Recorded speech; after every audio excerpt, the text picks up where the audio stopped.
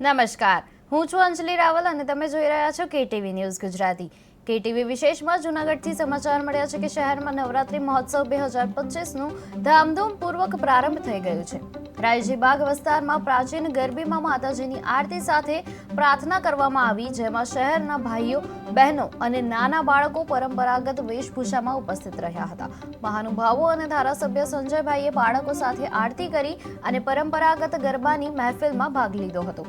તેઓએ જણાવ્યું છે કે અર્વાચીન ગરબા વચ્ચે પણ પ્રાચીનતા જળવાઈ રહી છે અને માતાજીની પ્રાર્થનાથી દરેકની મનોકામના પૂર્ણ થાય। મહોત્સવમાં જૂનાગઢ ભાજપા શહેર પ્રમુખ ગૌરવભાઈ રૂપારેલિયા, બિલ્ડર અરવિંદભાઈ અને રાયજી બાગ સોસાયટીના પ્રમુખ મહેશભાઈ જોશી સહિત અન્ય આગેવાનો ઉપસ્થિત રહ્યા। હું ચારમી બડાણી રાયજી નગર એસોસિએશનની વાઇસ પ્રેસિડન્ટ છું।